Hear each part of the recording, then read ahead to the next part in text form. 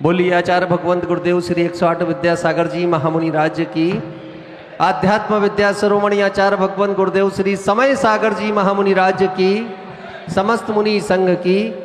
मुनिवर श्री 108 प्रशस्त सागर जी महाराज की। आज हम सभी को मुनिवर श्री 108 प्रशस्त सागर जी महाराज श्री का मंगल सानिध्य प्राप्त हुआ है और ये स्वर्णिम क्षण हम सभी के लिए होगा जब मुनिवर श्री प्रशस्त सागर जी महाराज श्री की अमृतवाणी सुनने का अवसर भी हम सभी को मिलेगा। आप सभी से आग्रह है, आप सभी लोग अपना स्थान ग्रहण करेंगे।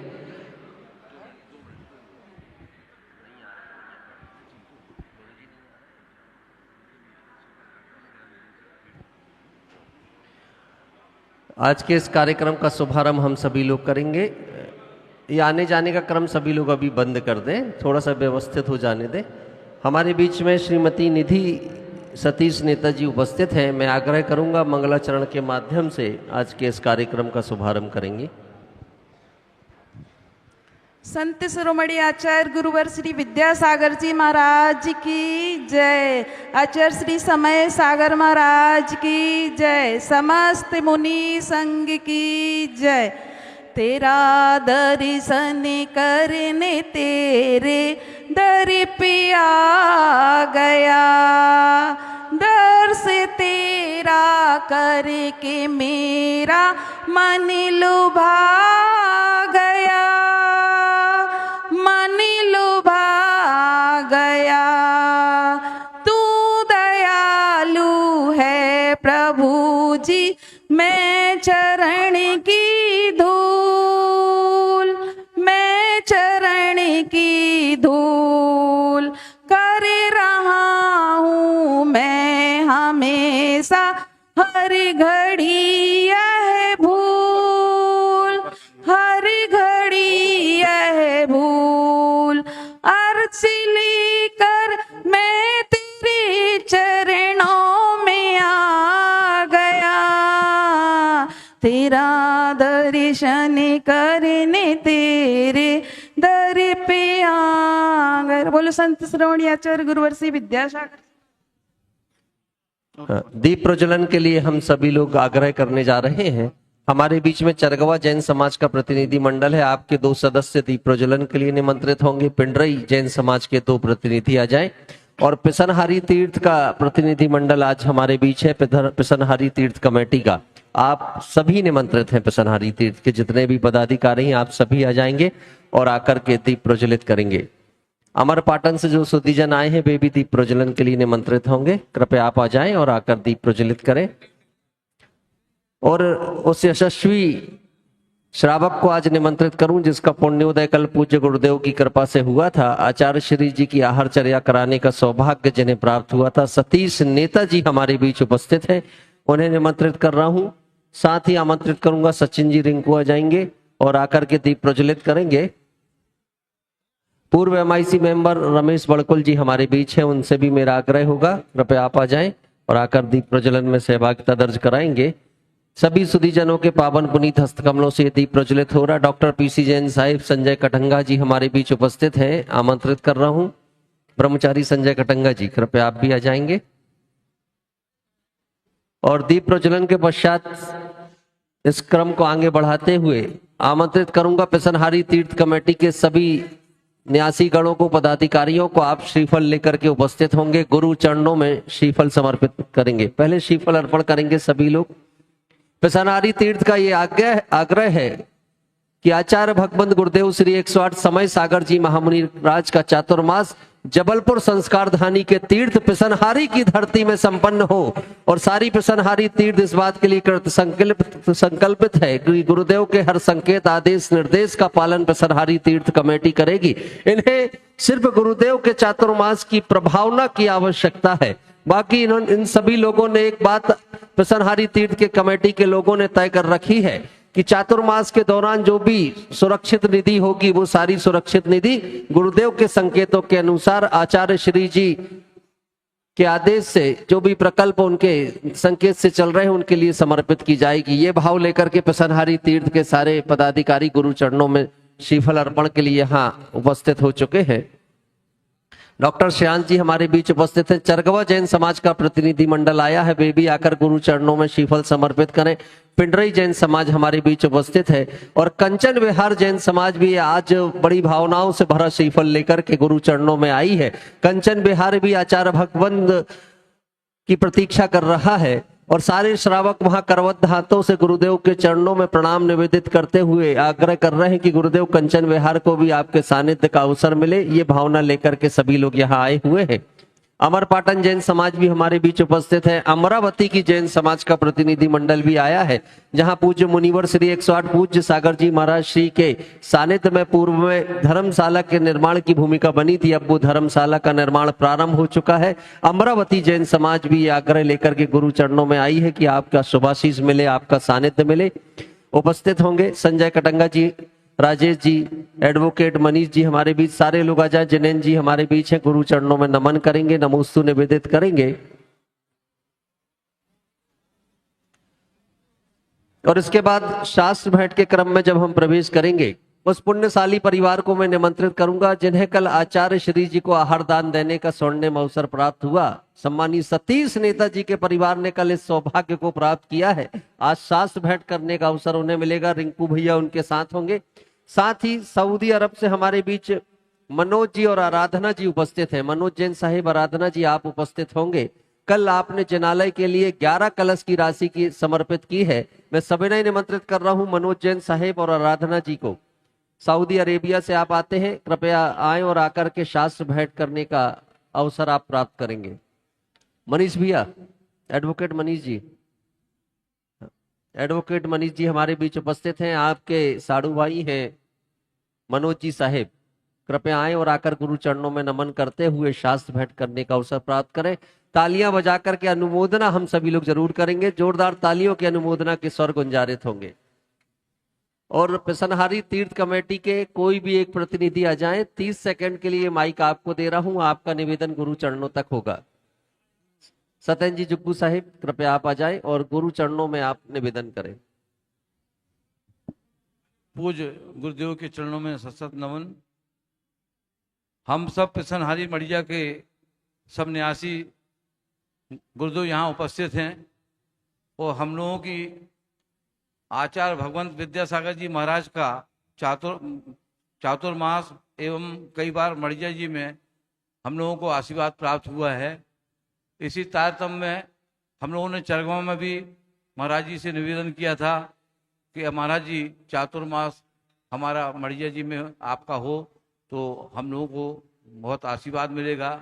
इसी चातुर्मास के लिए हम करबद्ध आप सभी संघ से निवेदन करते हैं कि आपका चातुर्मास मड़िया जी में हो। हम लोग बहुत कृतज्ञ होंगे और मड़िया जी में आपका चातुर्मास हो, ऐसी कामना है। सभी लोग तालियां बजाकर अनुमोदन करें महाराज जी का चातुर्मास। डॉक्टर अरविंद जी भी हमारे बीच उपस्थित हैं, गुरु चरणों में नमन करने के लिए आमंत्रित होंगे।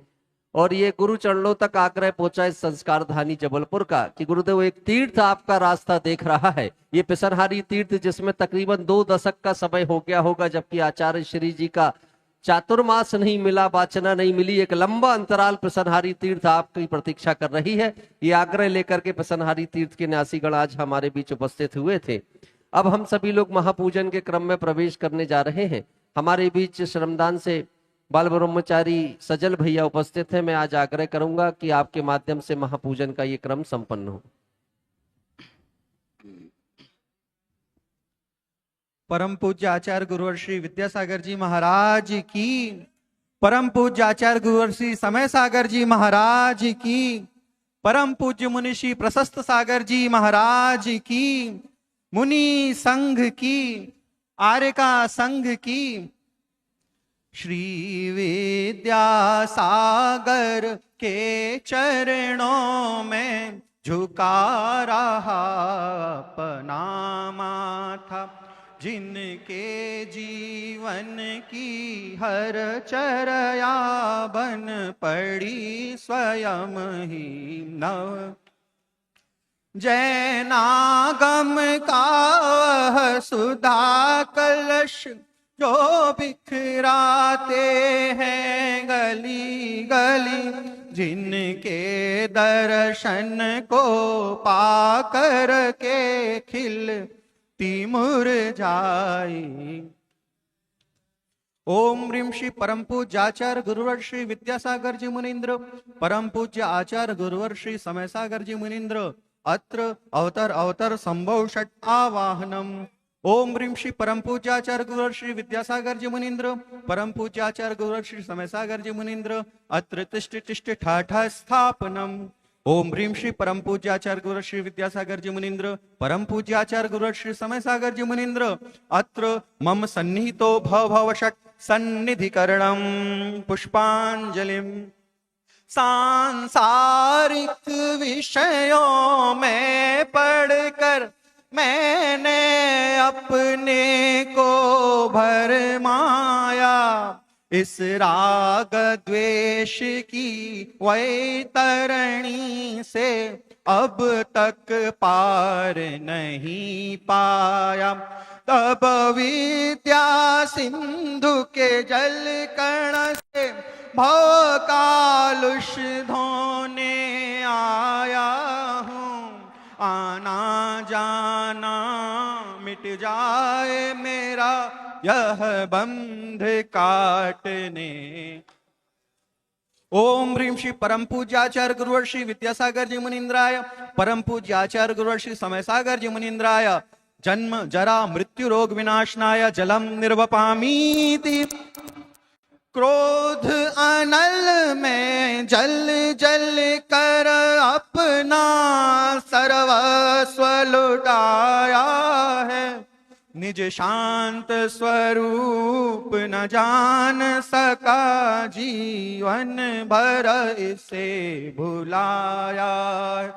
चंदन सम शीतलता पाने अब शरण तुम्हारी आया हूँ। संसार ताप मिट जाए मेरा चंदन वंदन को। ओम ह्रीं श्री परम पूज्य आचार्य गुरुवर श्री विद्यासागर जी मुनीन्द्राय, परम पूज्य आचार्य गुरुवर श्री समय सागर जी मुनीन्द्राय, भव आताप विनाशनाय चंदनम निर्वपामीति। जड़ को ना मैंने जड़ समझा, नहीं अक्षय निधि को पहचाना। अपने तो केवल सपने थे ब्रह्म और जगत का भटकाना। चरणों में अर्पित अक्षत है, अक्षय पद मुझको मिल जावे। तव ज्ञान अरुण की किरणों से मम। ओम ह्रीं श्री परम पूज्य आचार्य गुरुवर श्री विद्यासागर जी मुनीन्द्राय, परम पूज्य आचार्य गुरुवर श्री समय सागर जी मुनीन्द्राय, अक्षय पद प्राप्त ये अक्षतान निर्वपामीति। इन विषय भोग की मदिरा पी मैं बना सदा से मत वाला। तृष्णा को तृप्त करें जितनी उतनी बढ़ती ज्वाला। मैं काम भाव विध्वंस हेतु मन सुमन चढ़ाने आया हूँ। यह मदन विजेता बन न सके, यह भाव हृदय में लाया। ओम ह्रीं श्री परम पूज्याचार्य गुरुवर श्री विद्यासागर जी मुनीन्द्राय, परम पूज्याचार्य गुरुवर श्री समय सागर जी मुनीन्द्राय, काम भाव विध्वंसनाय पुष्पम निर्वपामीति। इस क्षुधा रोग की व्यथा कथा भाव में कहता आया हूँ। अति भक्ष अभक्ष भखे फिर भी मन तृप्त नहीं कर पाया हूँ। नैवेद्य समर्पित करके मैं तृष्णा की भूख मिटाऊंगा, अब और अधिक ना भटक सकूं, यह अंतर बोध जगाऊंगा। ओम ह्रीं श्री परम पूज्याचार्य गुरुवर श्री विद्यासागर जी मुनिंद्राय, परम पूज्याचार्य गुरुवर श्री समय सागर जी मुनिंद्राय, क्षुधारोग विनाशनाय नैवेद्यम निर्वपामीति, मोहांधकार से व्याकुल हो निज को नहीं मैंने पहचाना, मैं राग द्वेष में लिप्त रहा, इस हाथ रहा बस पछताना। यह दीप समर्पित है मुनिवर, मेरा तम दूर भगा देना, तुम ज्ञान दीप की बाती से मम अंतर दीप जला देना। ओम ह्रीं श्री परम पूज्याचार्य गुरुवर श्री विद्यासागर जी मुनिंद्राय, परम पूज्याचार्य गुरुवर श्री समय सागर जी मुनिंद्राय, मोह अंधकार विनाशनाय दीपम निर्वपामीति। इन अशुभ कर्म ने घेरा है, मैंने अब तक यह माना था, बस पाप कर्म तज पुण्य कर्म को चाह रहा अपनाना था। शुभ अशुभ कर्म सब रिपुदल हैं, मैं इन्हें जलाने आया हूँ, इसलिए प्रभु तव चरणों में अब धूप चढ़ाने। ओम ह्रीं श्री परम पूज्याचार्य गुरुवर श्री विद्यासागर जी मुनिंद्राय, परम पूज्याचार्य गुरुवर श्री समय सागर जी मुनिंद्राय, कर्माष्टक दहनाय धूपम निर्वपामीति। भोगों को इतना भोगा कि खुद को ही भोग बना डाला, साध्य और साधक का अंतर मैंने आज मिटा डाला। मैं चिदानंद में लीन रहूं, पूजा का यह फल पाना है, पाना था जिसके द्वारा हिल बैठा मुझे ठिकाना है। ओम ह्रीं श्री परम पूज्याचार्य गुरुवर श्री विद्यासागर जी मुनिंद्राय, परम पूज्याचार्य गुरुवर श्री समय सागर जी मुनिंद्राय, महामोक्ष फल प्राप्त ये फलम निर्वपामीति। जग के वैभव को पाकर मैं निशी दिन कैसा अलमस्त रहा, रोंगतियों की ठोकर को खाने में ही अभ्यस्त रहा। मैं हूँ स्वतंत्र ज्ञाता दृष्टा, मेरा पर से क्या नाता है, कैसे अनर्घ पद पा जाऊं यह अरुण भावना। ओम श्री परम पूज्याचार्य गुरुवर श्री विद्यासागर मुनिंद्राय, परम पूज्याचार्य गुरुवर श्री समय सागर जी मुनिंद्राय, अनर्घ पद प्राप्त ये जलाद्यर्घ्यम निर्वपामीति। हे गुरुवर तेरे गुण गाने अर्पित हैं जीवन के क्षण क्षण, अर्चन के सुमन समर्पित हैं हर्षाए जगती के। कर्नाटक के सतलगा ग्राम में गुरुवर तुमने जन्म लिया, मल्लप्पा पूज्य पिता श्री को अरु समय मती। बचपन के इस विद्याधर में विद्या के सागर उमड़ पड़े मुनिराज देश भूषण जी से व्रत ब्रह्मचर्य ले निकल पड़े। आचार्य ज्ञान सागर ने सन 68 में मुनि व्रत दे डाला। अजमेर नगर में हुआ उदित मानो रवितम नेवाला।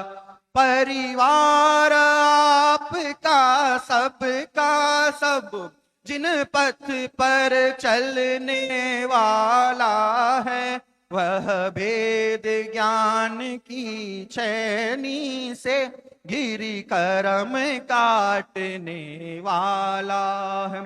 तुम स्वयं तीर्थ से पावन हो, तुम हो अपने में समय सार।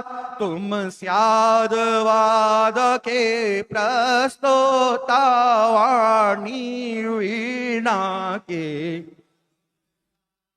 तुम कुंद कुंद के कुंदन से कुंदन सा जग को कर देने तुम निकल पड़े बस इसीलिए भटके अटकों को पथ देने। वह मंद मधुर मुस्कान सदा चेहरे पर बिखरी रहती है। वाणी कल्याणी है अनुपम करुणा के झरने झरती। तुम में कैसा सम्मोहन है, या है कोई जादू टोना जो दर्श तुम्हारे कर जाता नहीं।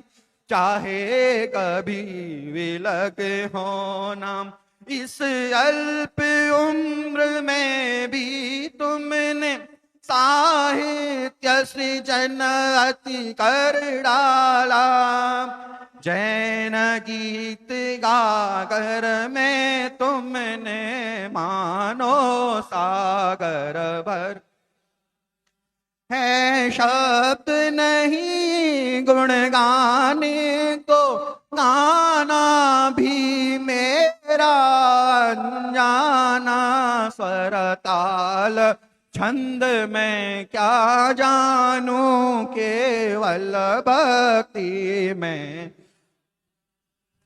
भावों की निर्मल सरिता में आगाहन करने आया हूँ। मेरा सारा दुख दर्द हरो यह अर्घ भेंटने आया। हे तपो मूर्ति, हे आराधक, हे योगीश्वर, हे महासंत, है अरुण कामना। देख सके युग युग तक आगामी बसंत। ओम ह्रीं श्री परम पूज्याचार्य गुरुवर्षि विद्यासागर जी मुनीन्द्राय, परम पूज्याचार्य गुरुवर्षि समय सागर जी मुनीन्द्राय अनर्घ पद प्राप्तये जलाद्यर्घ्यं निर्वपामीति। आचार्य को विनय से उर में बिठा लूं, मैं पूज्य पाद रज को सर पे चढ़ा लूं। हे मित्र मोक्ष मुझको फलतः मिलेगा, विश्वास है यह नियोग नहीं टलेगा। पुष्पांजलिं क्षिपामि। जिनकी चर्चा में श्री मूलाचार समाया है। हांति वीर शिव ज्ञान कथा विद्यासागर से पाया है।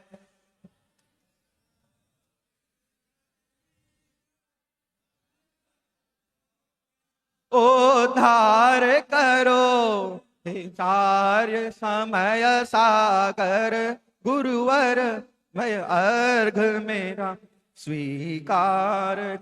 ओम ह्रीं श्री परम पूज्य आध्यात्म योगी परम वीतरागी निष्प्रही परम पूज्य आचार्य गुरुवर श्री विद्या समय सागर जी मुनीन्द्राय अनर्घ पद प्राप्तये जलाद्यर्घ्यम 3 कम 9 करोड़ मुनीन्द्राय अनर्घ पद प्राप्तये अर्घ्यम निरुपामिति स्वाहा।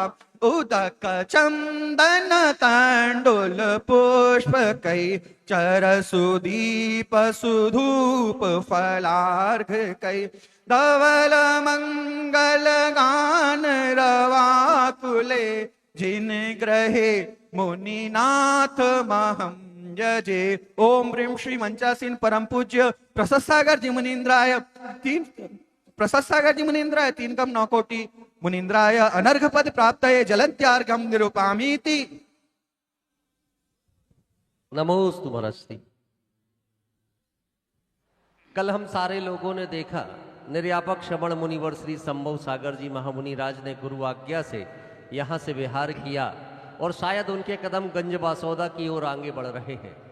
और आज लोग कयास लगा रहे हैं कि आज संध्या काल में क्या होने जा रहा है। कुछ लोग चर्चा कर रहे थे मुनिवर श्री नीरज सागर जी मुनिवर श्री निर्मत सागर जी का संभावित विहार आज संध्या काल हो सकता है, और हो सकता है कि उनके कदम पिंडरई की ओर भी बढ़ रहे हों, और हो सकता है कि उनका चातुर्मास गुरुदेव के सानिध्य में यहीं स्थापित भी हो जाए। ये सब कुछ संभावना के कयास है, लेकिन जिनके मानस में ये बात आ रही हो कि कहीं मुनिराज द्वय का बिहार ना हो जाए और हम सारे लोग उनके साथ कुछ कदमों तक आगे चल करके उनके बिहार में सम्मिलित ना हो पाए, अगर आपके मन में ये भाव भी आता है तो संध्या काल 4:30 बजे आकर के एक बार देख लेना। और भावना तो ये रखना कि मुनिराज द्वय का सानिध्य भी आचार्य श्री की सन्निधि में इसी संस्कार धानी जबलपुर में हम सबको प्राप्त हो। ये भाव बना करके संध्या काल 4:30 बजे सभी लोग यहाँ जरूर उपस्थित होंगे। अब मुनिवर श्री 108 प्रशस्त सागर जी महाराज जी के चरणों में बारंबार नमोस्तु निवेदित करते हुए आग्रह करूंगा कि अपनी वाणी के माध्यम से हम सभी को कृतार्थ करेंगे। नमोस्तु महाराज जी।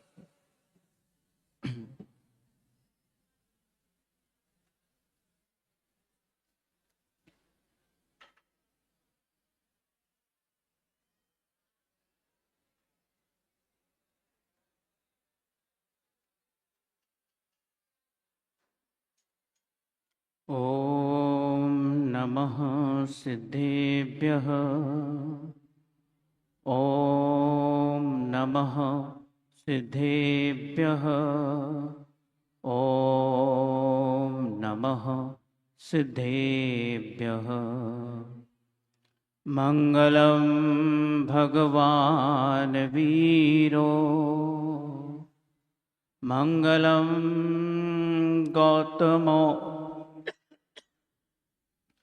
गौतमो गणी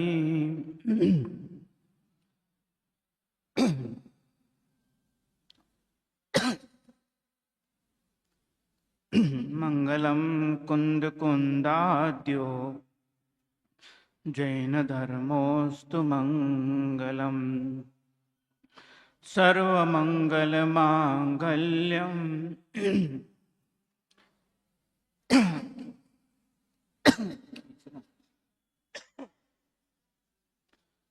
सर्वकल्याणकारकं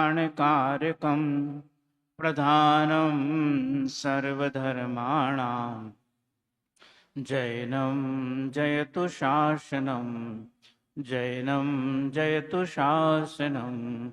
बोलो पंच परम परमेष्ठी भगवान की, परम पूज्य आचार्य गुरुवर श्री कुंद कुंद भगवान की, परम पूज्य परम उपकारी संत शिरोमणि आचार्य गुरुवर श्री विद्यासागर जी महामुनि राज की, परम पूज्य आचार्य गुरुवर श्री समय सागर जी महामुनि राज की।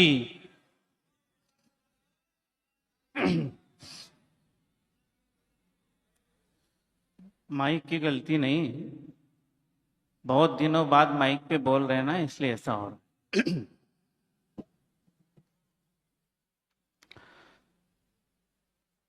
इस जिन शासन में बहुत सी भावनाएं प्रसिद्ध है। व्यक्ति की अपनी स्वयं की भी भावना होती है।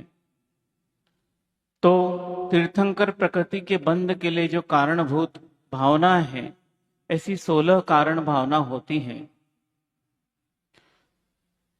व्रतों को निर्दोष पालन करने के लिए आचार्य परमेष्ठी उमा स्वामी महाराज ने व्रतों के लिए 5-5 भावनाएं बताई हैं। वो भी एक भावना होती है। वैराग्य उत्पन्न हुआ है, उस वैराग्य को दृढ़ रखने के लिए भी भावना होती, तो ऐसी वैराग्य भावना भी होती है। और वैराग्य उत्पन्न हो इसके लिए भी आचार्यों ने 12 भावनाओं का कथन किया है। वैराग्य उपावन माई चिंते अनुप्रेक्षा भाई, कि जिस प्रकार बच्चे को मां उत्पन्न करती है, उसी प्रकार वैराग्य को उत्पन्न करने के लिए 12 भावनाएं मां की तरह मानी जाती हैं। इस प्रकार 12 भावनाओं भी जिनागम में प्रसिद्ध हैं।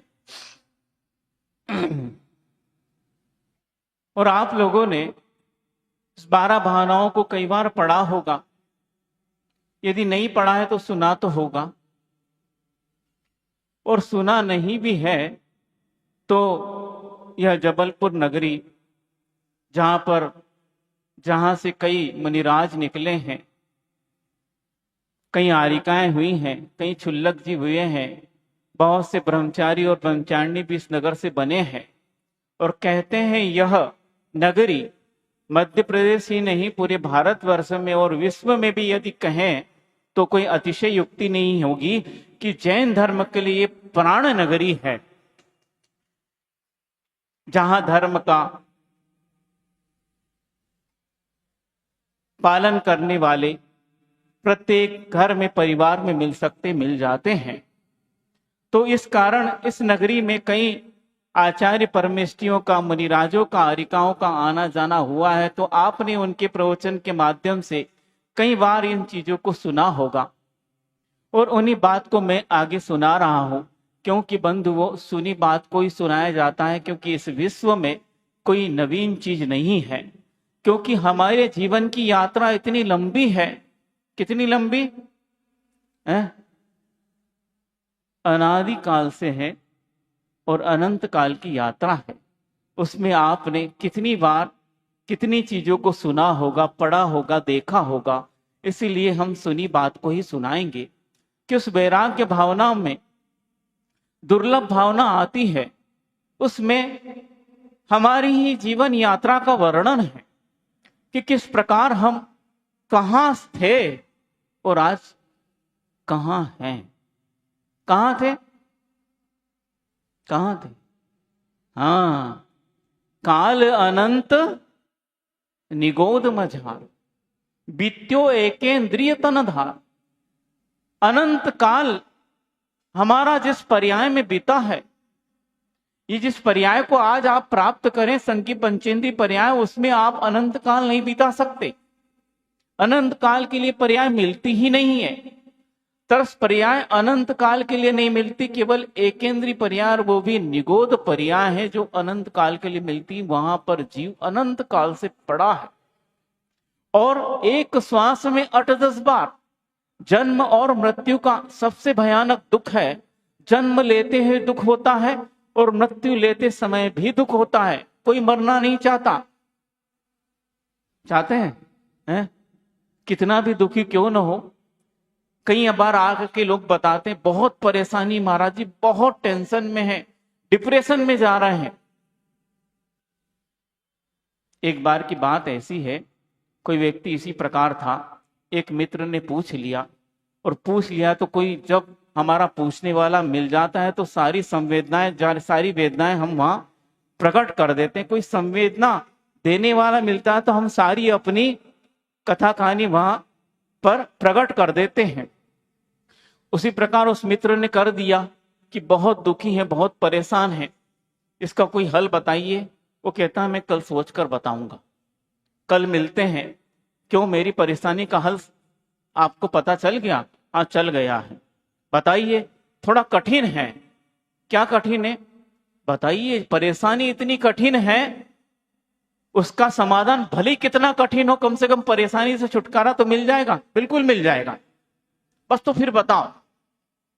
सुमेरु पर्वत भी उठा के लाना पड़ा तो ले आऊंगा, हालांकि कोई ला नहीं सकता, फिर भी नहीं इतना बड़ा कठिन कार्य नहीं है, पर हो सकता कठिन लग सकता है। नहीं आप बताइए।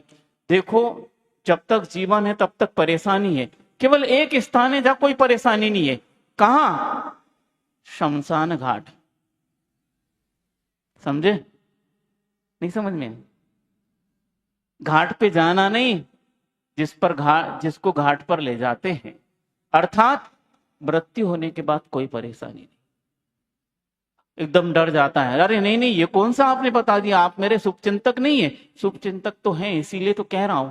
कहने का अर्थ यह है कि जीवन में कितनी भी परेशानी आ जाए, लेकिन व्यक्ति इतना परेशान होकर भी मृत्यु से डरता है, मतलब मृत्यु जैसा कष्ट कहीं नहीं है। तो वह कष्ट भी आपने एक श्वास में कितनी बार? 18 बार जन्म लिया है और 18 बार मरण किया। इतना दुख हम झेल कर आए हैं और थोड़ा सा पुण्य उदय में आता है। कैसे आता है इसका कोई वर्णन नहीं है। कौन सा पुण्य है? कोई ऐसा पुण्य होगा और वह आता है तो हम उस निगोद राशि से निकलकर व्यवहार राशि, त्रस राशि में आते हैं। एकेंद्री बनते हैं। एकेंद्री अर्थात कभी जल बनते हैं, कभी पृथ्वी बनते हैं, कभी अग्नि बनते हैं, कभी वायु बनते हैं और कभी वनस्पति बनते हैं। उसके बाद थोड़ा और पुण्य आता है, हमारा क्रम वृद्धि को प्राप्त होता है। अंतरस पर्याय में आते हैं तो 2 इंद्रिय, 3 इंद्रिय, चतुर्इंद्रिय तक बन जाते हैं। थोड़ा और पुण्य आता है तो 5 पूर्ण इंद्रियां प्राप्त कर लेते हैं। लेकिन पुण्य कम है थोड़ा सा तो क्या होता है? असंगी रह जाते हैं, संगी नहीं बन पाते हैं। थोड़ा और पुण्य उदय आया तो हम संगी पंचेंद्री बन जाते हैं, लेकिन कहीं दुष्कुल में उत्पन्न हो जाते हैं या तिर्यंच या नरक गति में चले जाते हैं। थोड़ा पुण्य कम है, क्रम क्रम से पुण्य बढ़ता है तो हम संगी पंचेंद्री बनते हैं और मनुष्य कुल में उत्पन्न होते हैं। लेकिन नीच कुल मिलता है, मान लो थोड़ा पुण्य और बड़ा, उच्च कुल मिल जाता है और उच्च कुल में उत्पन्न हो जाते, मनुष्य बन जाते हैं। बंधु, यहाँ तक की यात्रा अपनी पूर्ण हुई और हम उस पर्याय में आ गए जिस पर्याय से हमें मोक्ष मिल सकता है। मनुष्य बन गए। लेकिन कहते हैं मनुष्य बनना तो बहुत दुर्लभ है, क्योंकि दुर्लभ भावना पड़ी ना आपने, इसका वर्णन अभी सुना ही है कितना दुर्लभ है। मनुष्य बनना तो दुर्लभ है, किंतु जीवन भर मनुष्य बनकर रहना अत्यंत दुर्लभ है।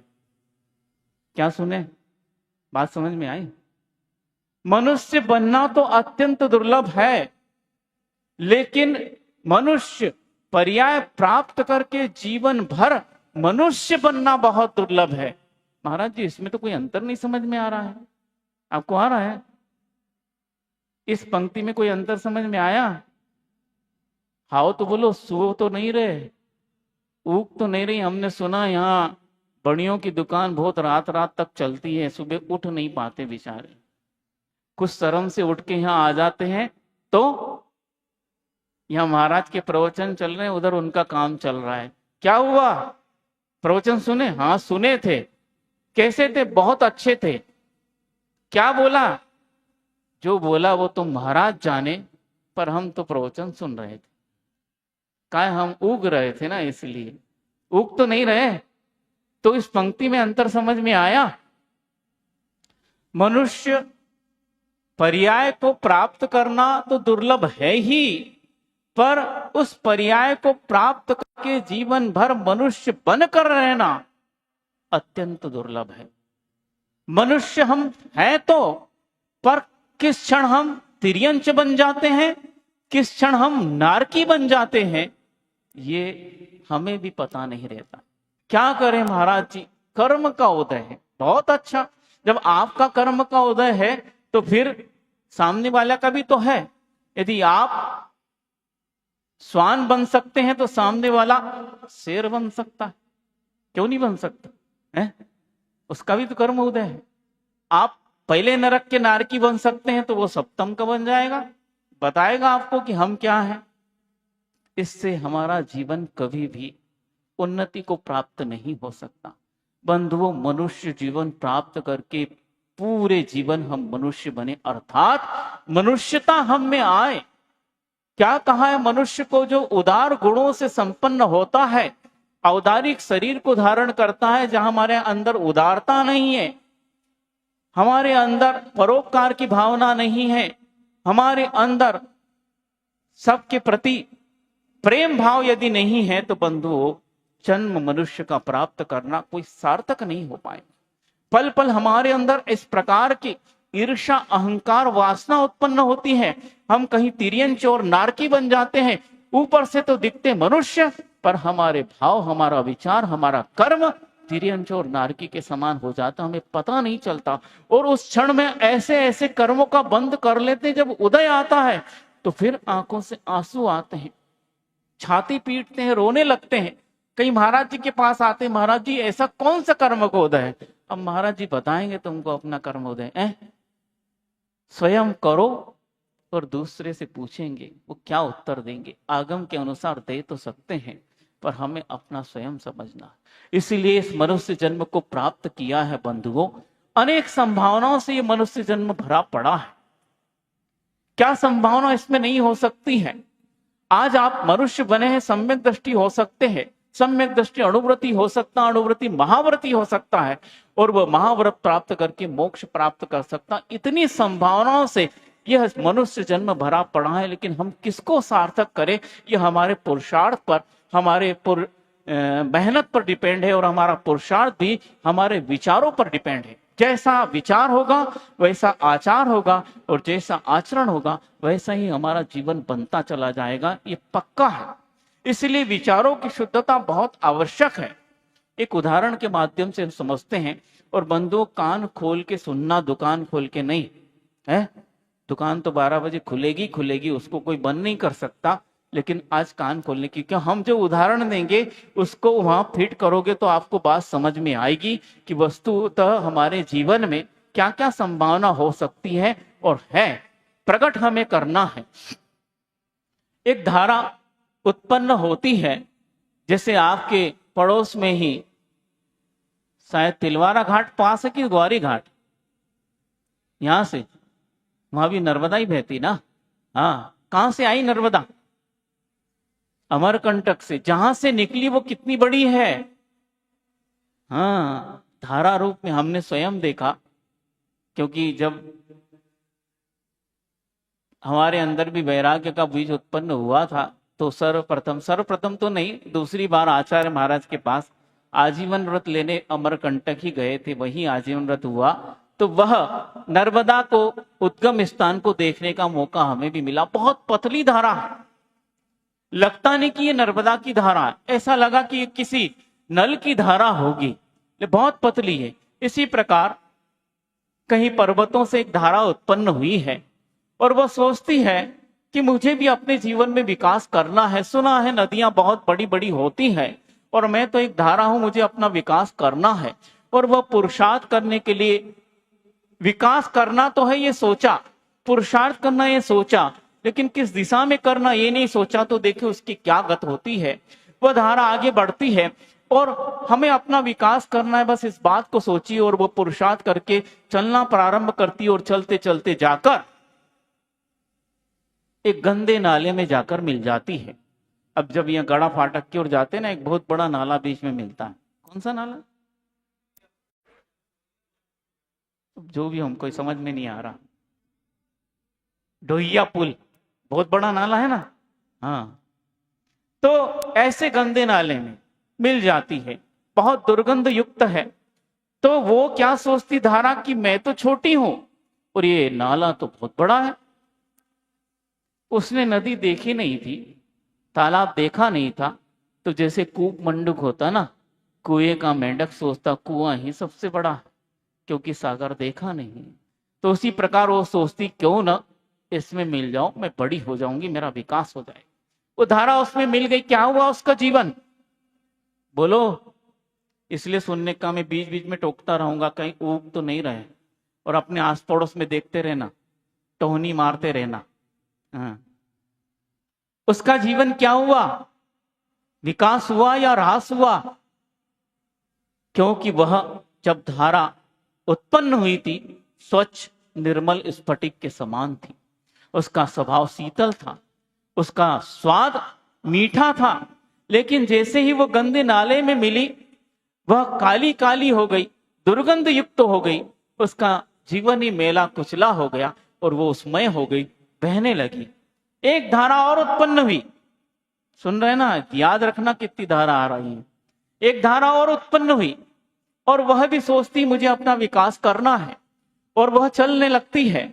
और चलते चलते एक बहुत बड़ा तालाब, हनुमान ताल ले लें, काय ले ले, सूखो है हनुमान ताल, से बरसात में भरेगा, कोई बात नहीं, ले लेते हैं।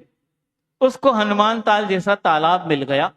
उसने सोचा अरे ये तो बहुत बड़ा है, इतना बड़ा तो समुद्र देखा ही नहीं हमने। और वो जाकर तालाब में मिल जाती है। धारा तो बह रही थी, भले ही छोटी थी लेकिन बह रही थी। तालाब बड़ा है लेकिन रुका है, बहता नहीं, उसका विकास उतना ही है। उसमें कोई मिल जाए तो वो बढ़ सकता है, वो अपने आप को बढ़ा नहीं सकता। उसको अपने विकास के लिए किसी और की आवश्यकता है। उसका जीवन रुक गया है, कहना चाहिए आलसी, प्रमादी, अकर्मण्य हो गया, उसके आगे कोई विकास नहीं है। लेकिन उस धारा को उसका पता नहीं था, वो उसमें मिल जाती है और तालाब में हो जाती है। उस तालाब में कई लोग आकर अपनी गंदगी धोते, वो वहीं ठहर जाती है। तो इसका जीवन भी क्या हुआ, थोड़ा बहुत विकास हुआ। गंदे नाले से तो फिर भी ठीक था, लेकिन फिर भी उसके जीवन में पुरुषार्थ नहीं, एक ठहराव है। एक धारा और उत्पन्न हुई और वो भी सोचती मुझे अपना विकास करना है। चलती चलती चलती वो क्या करती है, ग्वारी घाट आ जाती है और जैसी देखती नदी है, बह रही है, पानी भी स्वच्छ है, और वो जाकर नदी में मिल जाती है। अब क्या हुआ, क्या हुआ, बहुत कुछ हुआ है, क्योंकि वह धारा नदी में मिली तो, लेकिन धारा नदीमय हो गई है। और नदी भी नदी रूप नहीं रहती है, क्योंकि उसका चलना प्रारंभ है। जब से उसने जन्म लिया है उद्गम स्थान से, और जब तक वह अपने लक्ष्य को, सागर को प्राप्त नहीं करती, तब तक वो चलती रहती। चाहे कितने भी पहाड़ आ जाए, कितने बड़े बड़े पत्थर आ जाए, कितने बड़े बड़े बांध बना दो, लेकिन उसने अपना पुरुषार्थ कभी रोका नहीं, चलता ही रहता है। और जब वो सागर में मिलती तब सोचती है कि हाँ, आज कृतकार्य हुई हो। तो इसी प्रकार वह धारा नदी में मिलती है और नदी धीरे धीरे जाकर सागर में मिलती। आचार्य महाराज का दोहा याद आ गया, आपको आया कि नहीं पता नहीं, आया? बूंद बूंद के मिलन से जल में गति आ जाए, सरिता बन सागर मिले और सागर बूंद समाए। एक बूंद में ये शक्ति नहीं कि वह बह सके, इसलिए बूंद बूंद से मिलती है। वो बूंद बूंद से मिलती है, बूंद बूंद मिलकर धारा बनती है। अब धारा में बहने की शक्ति है, वो धारा मिलकर नदी में चली जाती है, नदी बहती है और नदी बहते बहते सागर में मिल जाती है। कहना चाहिए कि बूंद सागर में समाया है, लेकिन इससे भी बड़ा बात यह है कि सागर ही बूंद में समा जाता है। ये पुरुषार्थ है उसका। तो उस अंतिम धारा का, कितनी धारा हो गई, सही सही बताओ? 3 धारा हुई, 4 नहीं। एक नाले वाली, एक तालाब वाली, एक नदी वाली।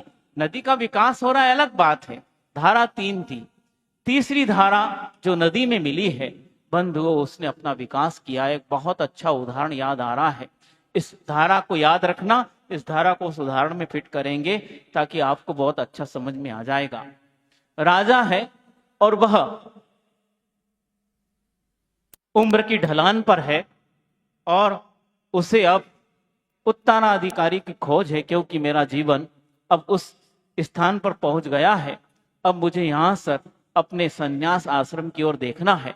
मैंने गृहस्थ आश्रम, ब्रह्मचर्य आश्रम, गृहस्थ आश्रम और अंत में कौन सा, वानप्रस्थ आश्रम, और उसके बाद अंत में संन्यास आश्रम की ओर शरण लेना है। मैंने सब पुरुषार्थ किए हैं, अब यह पुरुषार्थ बाकी है। इस प्रकार वो सोचता है, लेकिन इतना बड़ा राज्य, इतनी बड़ी प्रजा, उसका कार्यभार किसे सौंपा जाए? उसके पास उसके स्वयं के बच्चे बहुत थे, 3 प्रमुख थे, और इन तीनों में सब योग्य है, लेकिन महायोग्य कौन है? किसे मैं सौंपूं, बहुत चिंता थी। वो मंत्रियों से भी मंत्रणा करता है, किसी की जो उनका समाधान उसे समाधित नहीं कर पाता है, वो चिंतन में मग्न है। और अचानक उसे एक युक्ति सूझती है कि क्यों ना इस युक्ति से काम लिया जाए और ऐसे योग्य व्यक्ति को चुना जाए ताकि वह पूरे राज्य की सुरक्षा और इस प्रजा की सुरक्षा कर सके, इस राज्य को और आगे ले जा सके और प्रजा का पितावत पालन कर सके। इस प्रकार का योग्य पुरुष इस युक्ति से प्राप्त हो सकता है। और वो अपने तीनों राजकुमार को बुलाता है। बंधु बहुत ध्यान से सुनना, कहीं छूट गया तो फिर भटक जाओगे कि क्या कहने वाले थे। तो वह अपने राजकुमार तीनों को बुलाता है और कहता है कि मैं तुमको 100 स्वर्ण मुद्रा देता हूं और इन मुद्राओं से तुम्हें यह करना है कि सामने एक बहुत बड़ा महल था जो खाली था, राजा ने नया नया बनवाया था। इस पूरे महल को, बहुत 7 मंजिला महल था, इस पूरे महल को आपको भरना है। किस वस्तु से भरना है ये आप जानिए, और वह वस्तुएं के लिए आपके लिए मैं 100 स्वर्ण मुद्रा देता हूं। बहुत 100 होती स्वर्ण मुद्रा, है ना। हाँ, सोने की गिन्नियां बहुत होती है, तो देता हूं, इसमें आपका काम हो सकता है। अब वो राजकुमार जाते हैं, सोचते हैं, सबकी विचार अपने अपने होते हैं। बंधुओं, कोई भी ऐसा व्यक्ति नहीं है, आपको सबके नाक नक्शे, आंख कान तो एक जैसे दिखते हैं, लेकिन किसी व्यक्ति के विचार एक जैसे हो नहीं सकते। सबके भिन्न भिन्न है, सबकी अपनी अपनी क्षमता है सोचने की, विचारने की। तो इसी प्रकार उन राजकुमारों की भी थी। और ध्यान रखना आप धाराओं के बारे में, इसको इसी में जोड़ना है अपने को। तो वह एक राजकुमार सोचता है, आखिर इन 100 स्वर्ण मुद्रा में ऐसी क्या वस्तु आ सकती है जिससे ये पूरा महल भर सके। बहुत सोचता है, रातों की नींद उड़ गई है, और इसलिए क्योंकि इससे योग्य व्यक्ति का चयन होना है, और वो योग्य व्यक्ति जब चयनित होगा तो कहां बैठेगा, सिंहासन पर बैठने वाला है, राज्य का उत्तराधिकारी होना है, इसलिए पास तो होना है। इस प्रकार का उन्हें विकल्प है। और वह जो है सोचता रहता है। अचानक वो सामने से कुछ वस्तु को जाते देखता है और उसके पीछे लग जाता है, और वह वस्तु जहां पर गिराई जाती है उसको देखकर बहुत खुशी होती है। चलो, मेरा काम तो हो गया, इस वस्तु से पूरा का पूरा महल भर जाएगा और मैं पास हो जाऊंगा और मैं ही राजा बनूंगा। शेख चिल्ली के लड्डू फूटने लगे। शेख चिल्ली जानते ना, दूसरी कक्षा में आई थी कहानी, है ना। हाँ, फूटने लगे, प्रसन्न हो गया। उसने सारी व्यवस्थाएं कर दी और उस वस्तु से पूरे महल को भर दिया। क्या वस्तु आएगी आगे सामने, चिंता मत करो, खोलेंगे सब धीरे धीरे। तो पूरे महल को भर देता है और निश्चिंत हो जाता है। और सुबह सुबह राजा के पास पहुंचता है और आमंत्रण देता है, पिताजी चलिए, मैं तो पास हो गया। भर दिया आपने महल? बिल्कुल भर दिया। 100 स्वर्ण मुद्रा में काम हो गया, ज्यादा की आवश्यकता नहीं पड़ी और पूरा महल भर गया है। बस आपके देखने की बारी है। राजा जाता है महल के पास, वो महल तक पहुंच नहीं पाता है। क्या होता है, महल के अंदर अभी पहुंचा ही नहीं, अभी वो बाउंड्री में सिंह द्वार के पास भी नहीं पहुंचा, और उसके पहले ही अपने जेब से रुमाल निकालता है और अपनी नाक को बंद कर लेता है। और ये क्या किया तुमने? क्या किया होगा उसने? यहां जबलपुर का कचरा कहां फेंकता है? कहीं होगा ना शहर के बाहर, जो भी स्थान हो। तो उसके सामने से, जैसे यहां पर हम देखते हैं सुबह से निकलते हैं, गाड़ी वाला आया घर से, निकलती गाड़ी, तो उसी प्रकार राजकुमार ने देख ली थी गाड़ी जा रही है कचरा भर के। वो कहां डंप हो रही थी? वहां बहुत बड़ा पहाड़ लगा हुआ था कचरे का। उसने सोचा कि बस मिल गया, महल ही तो भरना है। क्या भरना है? महल ही तो भरना है। किससे भरना है ये विवेक नहीं था, महल ही भरना है। कचरा बहुत अच्छा है, सस्ता मिल जाएगा। और कचड़े का कौन पैसा लेता है? जब भैया यहां से उठा रहा, बहुत अच्छा, ये जगह साफ हो जाएगी, तुम तो बस ट्रांसपोर्ट का खर्चा दे देना। तो उसने दे दिया, वो पूरा महल भर दिया। वो राजा जो है नाक दबाकर खड़ा है और उसको राजकुमार को डांटा, तूने क्या भर दिया, क्या भर दिया? आपने महल को भरने का कहा था, हमने कचड़ा भर दिया। और ऐसी स्वर्ण मुद्रा में ऐसी कौन सी वस्तु आ सकती है? आपको भी विवेक हो कि नहीं, सोचना चाहिए था। 100 मुद्रा पकड़ा दी और पूरा महल भरने को कहा, ऐसे कैसे भर सकते हैं? इतने में तो इतनी ही चीज आ सकती है। वो समझ गया ये कौन है। कौन सी पहली धारा थी? हाँ, उसने ये नहीं सोचा कि वस्तु तो इस नाले में बह क्या रहा है, वो धारा नाले में मिल जाती है। उसके विचार ऐसे ही थे। इसी प्रकार इस राजकुमार के विचार थे, कुछ भी करना है, बस काम होना चाहिए, लेकिन विवेक तो होना चाहिए। इससे भरने से हमारे अंदर या राजा प्रसन्न होगा कि नहीं, ये भी सोचना चाहिए था। तो ये नहीं सोचा और कचड़ा भर दिया। राजा समझ जाता है कि व्यक्ति पूरे राज्य का कचड़ा कर देगा, पूरी प्रजा का कचड़ा कर देगा, क्योंकि इसके दिमाग में कचड़ा भरा है। जिसके विचार में कचड़ा भरा होता है, जिसके विचार में अहंकार, वासना और ईर्ष्या भरी होती है, वो कभी भी किसी व्यक्ति को उदार नहीं बना सकता, कभी किसी व्यक्ति को वैराग्य नहीं दिला सकता। उसके चरणों में आकर व्यक्ति अहंकार सीख सकता है, वासना सीख सकता, ईर्ष्या सीख सकता है, वैराग्य कदापि नहीं सीख सकता। इसलिए वो व्यक्ति कभी भी इस जीवन को उन्नति नहीं दे सकता। इसीलिए वो राजा समझता है ये प्रजा की उन्नति नहीं कर सकता। क्या? क्रॉस कट लग गया। राजा चिंतित, एक कैंडिडेट तो फेल हो गया, बचे तो क्या होगा, कोई उत्तराधिकारी मिलेगा कि नहीं। दूसरा राजकुमार सोच रहा है 100 स्वर्ण मुद्रा है, अब इस 100 स्वर्ण मुद्रा में आखिर ऐसी कौन सी वस्तु आएगी। लगता है पिताजी क्या हो गए, सठिया गए। सठिया मतलब 60 के हो गए ना, 60 के बाद ही सठियाते हैं ना, है? हाँ, लेकिन बंधुओं, हर किसी के साथ लागू नहीं होता। जिसका संकल्प वैराग्य और संयम का होता है, वह और उत्तरोत्तर विशुद्ध होता जाता है। तो वह सोचता है कि पिताजी सटिया गए हैं, 100 स्वर्ण मुद्रा में आखिर ऐसी कौन सी वस्तु आएगी, इतना बड़ा महल कैसे भर पाएंगे। कोई बात नहीं, वो बाजार में जाता है और एक जगह कुछ काम हो रहा था। क्या काम हो रहा था, खोलेंगे। वो बैठ जाता है और खोलना ही पड़ेगा क्योंकि आगे नहीं चल पाएंगे। सट्टा जुआ खेल रहा था। वो सोचता है कि क्यों ना इस स्वर्ण मुद्रा से जुआ खेला जाए और इसको और ज्यादा बढ़ाई जाए और उसके बाद कोई ऐसी वस्तु खरीदी जाए जिससे जो है ये महल भरा जा सकता है। और नहीं हो तो बहुत सारी स्वर्ण मुद्रा जीतेंगे और पिताजी को दे देंगे। पिताजी खुश हो जाएंगे कि देखो 100 का 1000, 2000, लाख, करोड़ करके ले आया, यही बच्चा अच्छा है। जो राज्य का इतना विस्तार कर दे वही तो योग्य होगा ना, इसलिए कुर्सी मुझे ही मिलेगी, सिंहासन। और वो बैठ जाता है। बंधुओं, किस्मत सदा साथ नहीं होती है। इसीलिए वो क्या होता है, सोचता, क्योंकि उसका विचार विवेक शून्य था, उसका विचार सात्विक नहीं था, इसलिए वो सारी की सारी स्वर्ण मुद्रा उस जुए में हार जाता है। खाली हाथ, फटे हाथ उसकी बारी आती है। पिताजी पूछते हैं, क्यों बेटा, क्या हुआ? कुछ नहीं हुआ। कुछ नहीं हुआ? कुछ तो हुआ होगा। हाँ, कुछ तो हुआ। आपने 100 स्वर्ण मुद्रा दी थी, उसमें तो कोई वस्तु मिल नहीं रही थी कि हम अनाज से उस महल को भर दें। अनाज भी महंगा हो गया है, कोई वस्तु ऐसी भर दें।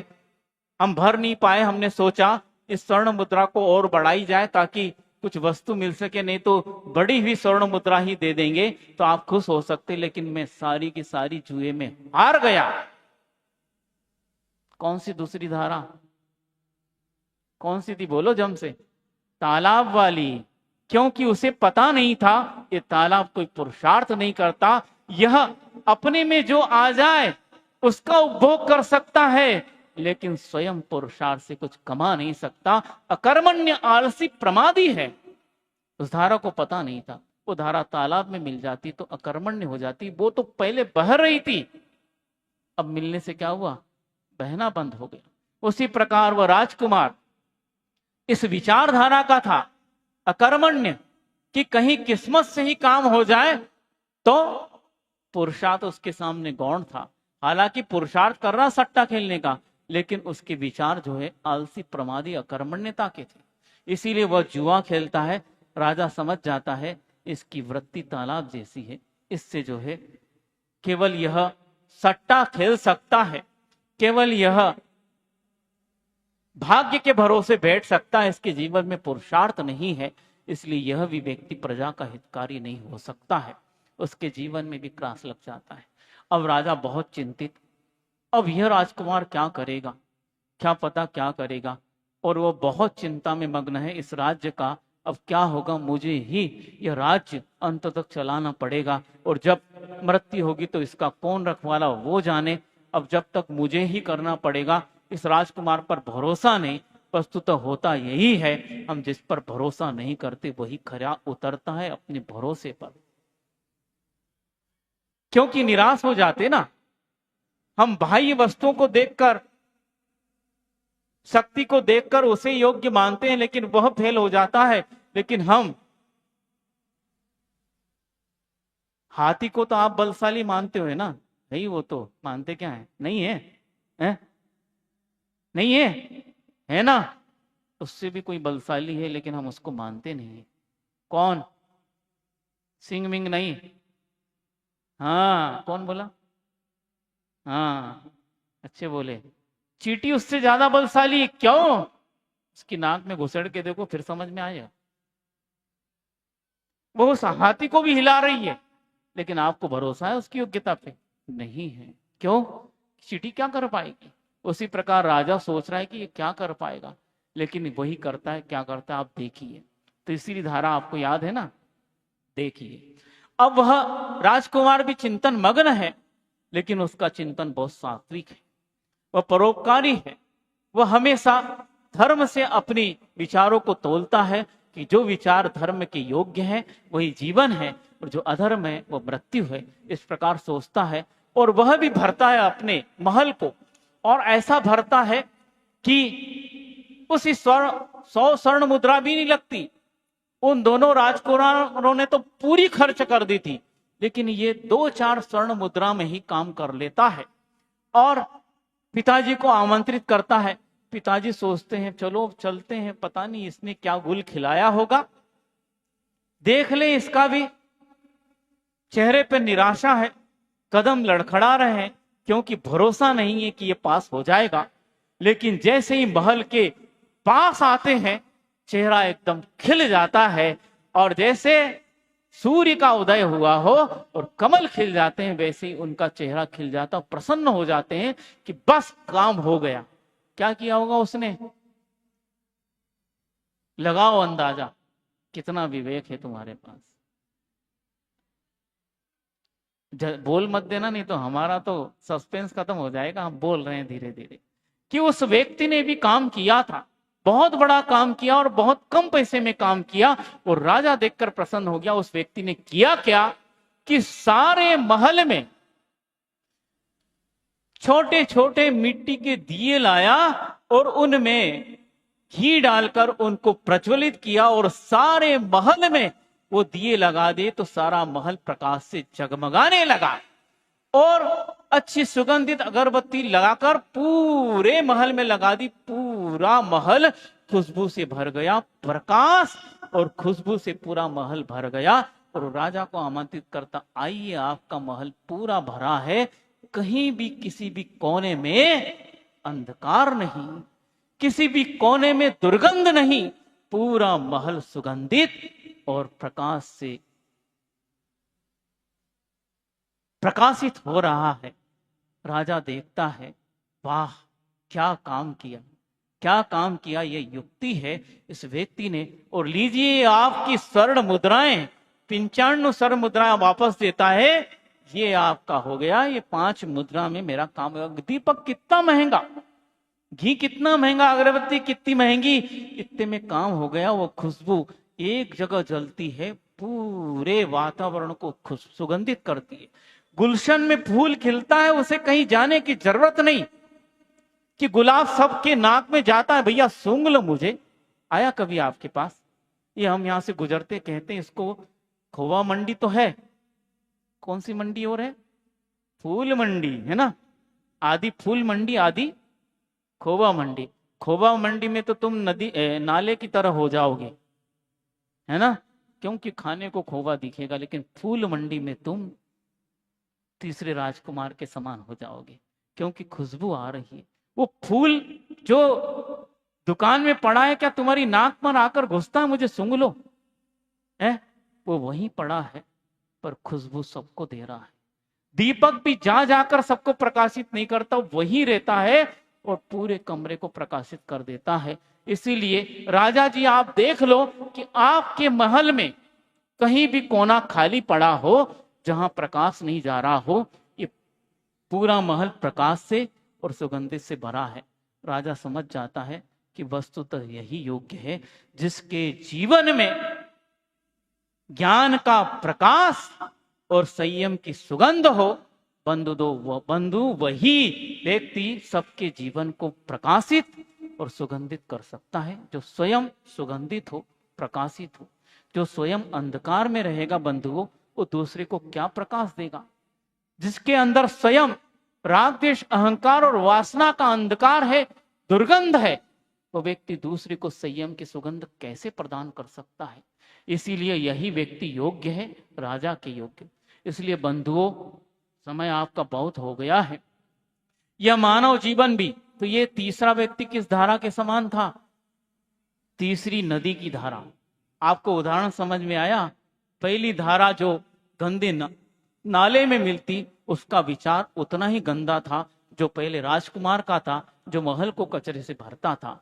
दूसरा व्यक्ति वह प्रमादी था, किस्मत से मुझे कुछ मिल जाए, इसीलिए वह तालाब में मिल जाता है ताकि ज्यादा बहना ना पड़े, एक जगह पड़ा रहूं, भले ही बड़ा रहूं लेकिन एक जगह पड़ा रहूं।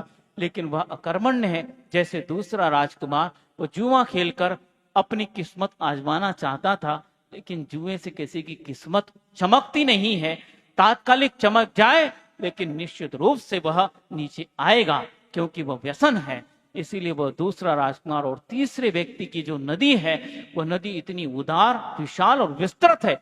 उसके पास जाते हैं वो सभी की गंदगी धो देती है, सभी जगह का कचरा समेटकर वह सागर में मिला देती है, और सागर सभी कचड़े को जब ज्वार भाटा आता है तो अपने से अलग करके किनारे पर फेंक देता है। वह नदी भी शुद्ध है और सागर भी शुद्ध है, क्योंकि उनकी विचार और प्रक्रिया शुद्ध है। इसी प्रकार वो तीसरा राजकुमार जो नदी की भांति है, वह सागर में मिलता है। इस प्रकार ये तीन धाराओं का बंधुओं आपने वर्णन सुना, क्योंकि इस जीवन में अनंत संभावना है। हम क्या है यह महत्वपूर्ण नहीं है। आप तो बहुत कुछ हो सकते हैं। हम क्या है, बहुत ध्यान से सुनना, हम क्या है ये महत्वपूर्ण नहीं है, हम क्या हो सकते हैं ये सबसे महत्वपूर्ण है।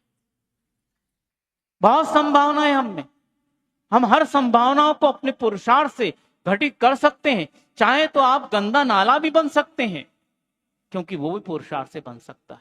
चाहे आप तो तालाब भी बन सकते हैं, क्योंकि वो भी पुरुषार्थ से ही बना है। तो आप एक नदी भी बन सकते हैं, वो भी पुरुषार्थ से बनी है। नदी ही सागर में मिलती है, कोई तालाब जाके सागर में नहीं मिला, कोई गंदा नाला जाके सागर में नहीं मिला है, नदी ही मिली है। हमारे जीवन में वो भी संभावना है। इसलिए बंधु, अपने जीवन को टटोलो। आज हम क्या है? मनुष्य तो हैं, क्योंकि मनुष्य गति का उदय है। शरीर भी मनुष्य का है, इसलिए अपने आप को मनुष्य मान रहे हैं, पर यह भी हमारे लिए बहुत कार्यकारी नहीं है, इतना महत्वपूर्ण नहीं है। मनुष्य होना महत्वपूर्ण नहीं है, लेकिन अपने जीवन में मनुष्य बनना बहुत महत्वपूर्ण है। अपने आप को टटोलो। हम कहीं मनुष्य होते होते तिर्यंच तो नहीं हो जाते हैं। सबके पास है दिमाग, वो सब समझ सकते हैं कि हम आखिर अपने विचारों से क्या विचार कर रहे हैं। आपका पड़ोसी आपके विचारों को नहीं जान सकता।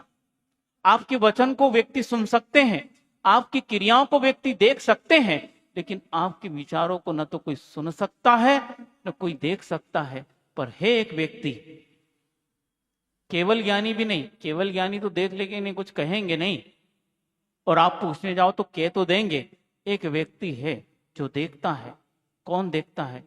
आपका स्वयं का ईमान, जिससे आप बेईमानी नहीं कर सकते। यदि आपने अपने से बेईमानी कर ली बंधुओं, तो फिर इस दुनिया में तुम्हें कोई तिराने वाला नहीं हो सकता। तीर्थंकर भी आ जाए वो तुम्हें तिरा नहीं सकते, क्योंकि तुम अपने ईमान से बेईमान हो। जो ईमान से सच्चा होता है उसको फिर भगवान की भी आवश्यकता नहीं पड़ती। भगवान मिलते ही वो व्यक्ति स्वयं भगवान बन जाता है, निमित्त मात्र होता है। लेकिन बंधुओं, स्वयं अपने अंदर का ईमान टटोलना है। वस्तुतः हम इस मनुष्य जीवन में तिर्यंच है अथवा नारकी है, कि मनुष्य जीवन में हम ही देव हैं। अपने को सोचना है। तीनों फैकल्टी, मनुष्य तो आप हो ही, लेकिन मनुष्य होते होते कहीं हम तिर्यंच और नारकी तो नहीं है। अब मनुष्य होते ही देवता बन जाए, हाँ, नहीं तो पति देव तो कहलाते हैं, है? हर कोई देव तो कहलाता है ना? नहीं कहलाता है। ये आपको पति देव कहती है और आपको पत्नी देवी नहीं कहते, लेकिन होती तो है।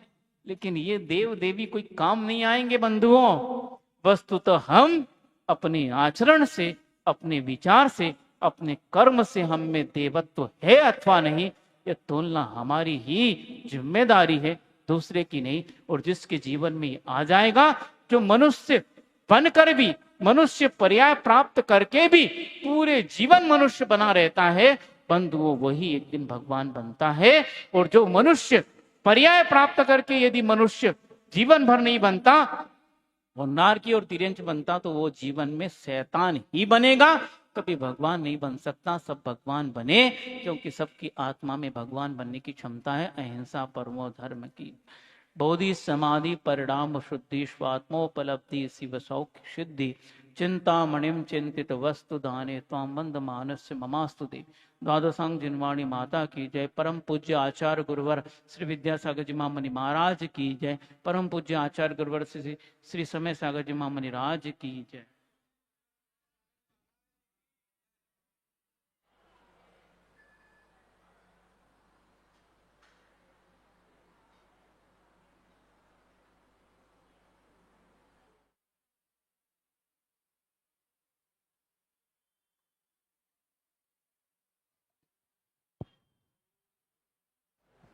बोली द्वादशांग जिनवाणी माता की जय। संत श्रोमणी आचार्य गुरुवर श्री विद्यासागर जी महाराज की जय। अध्यात्म श्रोमणी आचार्य श्री 108 समय सागर जी महाराज की जय। समस्त आचार्य संघ की जय। समस्त आरिका संघ की जय। आज शाम लगभग 4:30 बजे संभावना है कि परम पूज्य मुनि श्री 108 नीरज सागर जी, परम पूज्य मुनि श्री 108 निर्मल सागर जी महाराज का संभावित मंगल विहार होगा। सभी महानुभाव शाम को 4:30 बजे आज यहाँ पर उपस्थित हो जाएंगे और मुनि श्री के विहार कराने का अवसर प्राप्त कर सकते हैं।